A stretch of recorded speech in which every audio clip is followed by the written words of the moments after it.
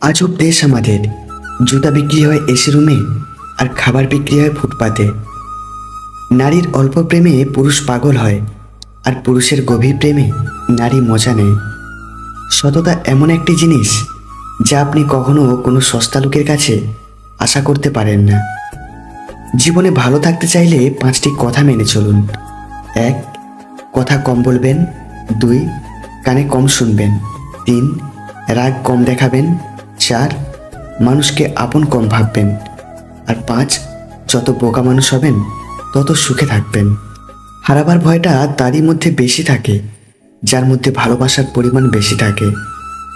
বেশিরভাগ সম্পর্ক দুটি কারণে নষ্ট হয়। একটা সন্দেহ, অপরটি ইগো। দোষ তো অন্য কারো নয়, দোষ তো আমাদেরই। কারণ কাঁটার উপর আমরাই পা রাখি, কাঁটা তো তার নিজের জায়গাতেই থাকে। সম্পর্কের মাঝে বিশ্বাস আর মোবাইলের মাঝে নেটওয়ার্ক না থাকলে মানুষ তখনই গেম খেলা শুরু করে দেয়। নিজেকে অন্যের সাথে তুলনা করা বন্ধ করে নিজের যা আছে তাতে সন্তুষ্ট থাকো, তবেই তুমি সুখে থাকবে। যে তোমার খুশির জন্য নিজের খুশি ভুলে যায়, তার থেকে বেশি ভালো কেউ তোমাকে বাঁচতে পারে না। জীবনে সবচেয়ে কঠিন কি জানেন?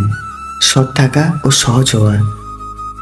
শাশুড়ির মুখ থেকে মা ডাকটা শোনা সত্যি ভাগ্যের ব্যাপার, যা সকল মেয়েদের কপালে জোটে না। সময়টা তোমার, তাই তুমি অবহেলা করছো। অপেক্ষাটা আমার, তাই আমি ধৈর্য ধরে আছি। একটা মানুষ তখনই একা থাকতে পছন্দ করে যখন সে দেখে তার সরলতার সুযোগ নিয়ে সবাই তাকে ঠকায়। কাউকে বিশ্বাস করার আগে 10 বার ভাববেন, কারণ নিজের দাঁতই কিন্তু জিহ্বাকে কামড় দেয়। যে আগুন লাগায় সে জানে না যার বুকে আগুন লাগলো তার কতটুকু পুড়ল। যে অতীতের বোঝা বাড়াবে তাকে অতীতেই রাখো, যে অতীত ভোলাতে পারবে তাকে ভবিষ্যৎ করো। বদলে যায়নি, আগের মতোই আছি। পার্থক্য একটাই, আগে অন্ধ ছিলাম, এখন দেখতে শিখে গেছি। স্ত্রী যদি শারীরিক সম্পর্কে রাজি না হয়, তাহলে এই দুটি কাজ করুন। 1. তার সাথে বন্ধুত্বপূর্ণ আচরণ করুন। আর 2. তার কাছে একজন পছন্দের পুরুষ হয়ে উঠুন।